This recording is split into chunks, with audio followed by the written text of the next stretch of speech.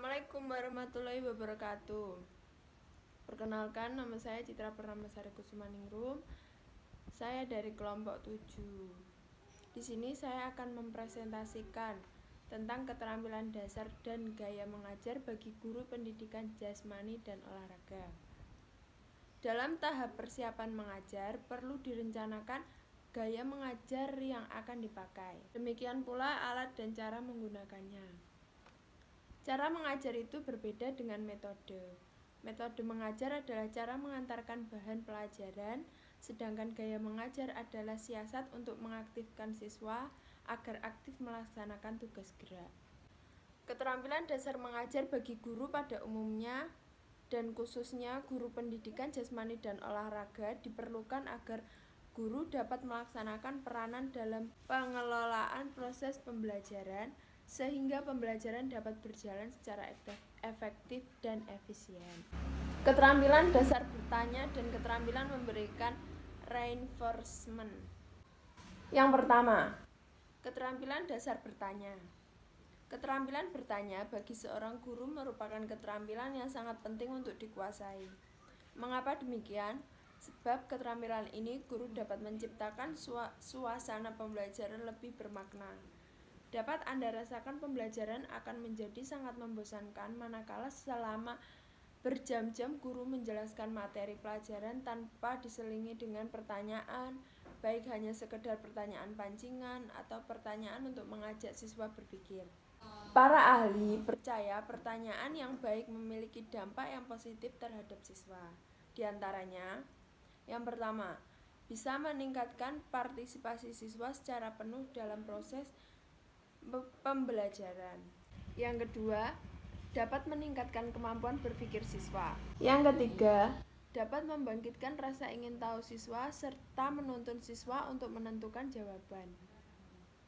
Yang terakhir, memuaskan siswa pada masalah yang sedang dibahas. Dalam penerapan model-model pembelajaran, keberhasilannya saat ditentukan oleh keterampilan bertanya. Mengapa demikian? Karena ada model-model pembelajaran yang demikian tidak menempatkan siswa sebagai objek belajar yang hanya bertugas mendengarkan, mencatat, dan menghafal materi pelajaran. Mengingat begitu pentingnya peranan bertanya dalam proses pembelajaran, maka setiap guru harus memiliki keterampilan ini untuk menjamin kualitas pembelajaran. Di bawah ini dijelaskan tentang jenis-jenis pertanyaan dan teknik-teknik bertanya. Beberapa petunjuk teknis.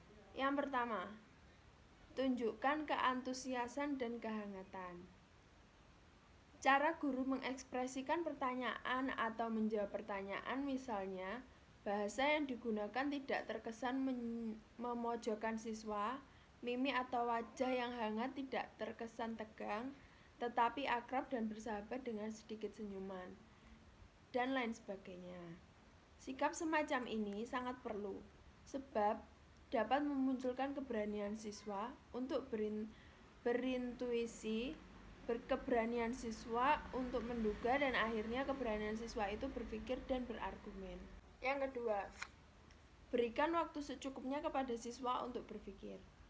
Salah satu kelemahan guru yang sering terjadi adalah ketidaksabaran untuk segera menemukan jawaban yang sesuai dengan harapan guru.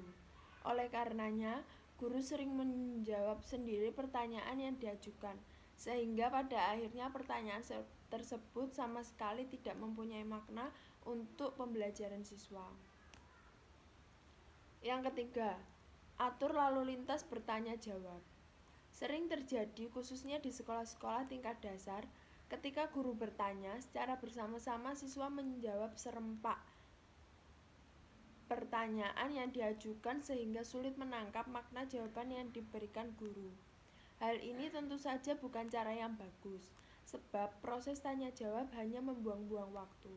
Oleh sebab itu, guru perlu menggunakan variasi interaksi dua arah, yaitu pola interaksi siswa, guru siswa, bahkan perlu menerapkan pola interaksi yang multi arah. Selanjutnya, keterampilan membuka dan menutup pelajaran. Membuka pelajaran atau induction adalah usaha yang dilakukan oleh guru dalam kegiatan pembelajaran untuk menciptakan prakondisi bagi siswa agar mental maupun perhatian terpusat pada pengalaman belajar yang disajikan sehingga akan mudah mencapai kompetisi yang diharapkan. Dalam otak setiap siswa itu sudah tersedia kapling-kapling sesuai dengan pengalaman masing-masing. Suatu materi pelajaran baru akan mudah diterima oleh otak kita, manakala sudah tersedia kapling yang relevan. Oleh sebab itu, data itu masuk dan dapat disimpan terlebih dahulu perlu disiapkan filenya.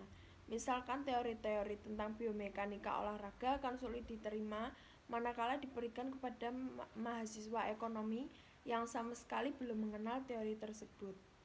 Oleh karena itu, di otak mahasiswa itu belum tersedia kapling tentang teori biomekanika olahraga. Nah, bagaimana materi itu mudah diterima? Tentu saja kita harus membuat file tentang hal-hal yang berhubungan dengan biomekanika olahraga. Itulah makna dari membuka pelajaran. Secara khusus, tujuan membuka pelajaran adalah untuk A. Menarik perhatian siswa yang bisa dilakukan dengan A. Menarik perhatian siswa. Misalkan, meyakinkan siswa bahwa materi atau pengalaman belajar yang akan dilakukan berharga untuk dirinya. Yang kedua, menumbuhkan motivasi belajar siswa. Misalnya, membangun suasana akrab sehingga siswa merasa dekat, misalnya menyapa atau berkomunikasi secara kekeluargaan. Yang ketiga, memberikan acuan atau rambu-rambu tentang pembelajaran yang akan dilakukan. Contoh, menjelaskan langkah-langkah atau tahapan pembelajaran sehingga siswa memahami apa yang harus dilakukan. Keterampilan menutup pelajaran. Menutup pelajaran dapat diartikan sebagai kegiatan yang dilakukan guru untuk mengakhiri pelajaran dengan maksud untuk memberikan gambaran menyeluruh tentang apa yang telah dipelajari siswa serta keterkaitannya dengan pengalaman sebelumnya. Mengetahui tingkat keberhasilan siswa serta keberhasilan guru dalam pelaksanaan proses pembelajaran. Yang selanjutnya, keterampilan mengelola kelas. Pengelolaan kelas adalah keterampilan guru menciptakan dan memelihara kondisi belajar yang optimal dan mengembalikannya manakala terjadi hal-hal yang dapat mengganggu suasana pembelajaran. Berikut adalah beberapa jenis perilaku yang dapat mengganggu iklim belajar mengajar di kelas. Yang pertama, tidak adanya perhatian. Tidak adanya atau kurangnya perhatian siswa terhadap materi pelajaran yang sedang dibahas merupakan salah satu perilaku siswa yang bisa mengganggu iklim belajar mengajar.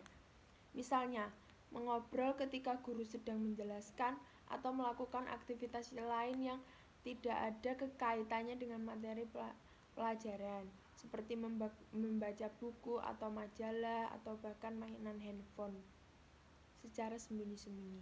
Malah, sering ditemukan ada siswa yang sengaja menggambar wajah guru yang sedang mengajar.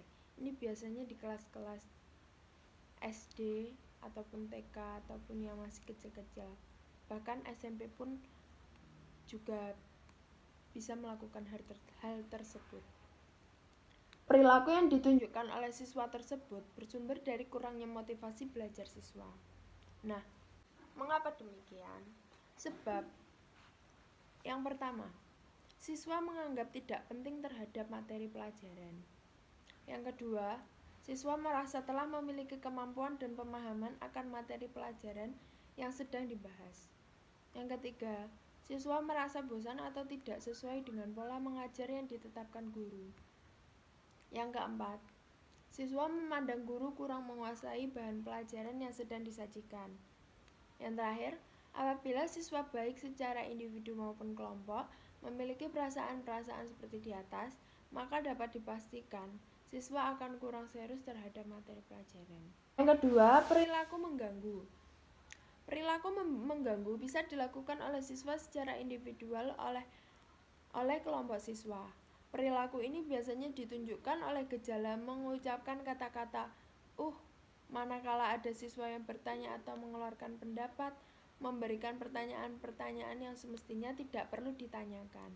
Mencemooh siswa, melakukan gerakan-gerakan fisik yang bersikap mengganggu terhadap siswa lain. Perilaku mengganggu dapat muncul dari beberapa faktor.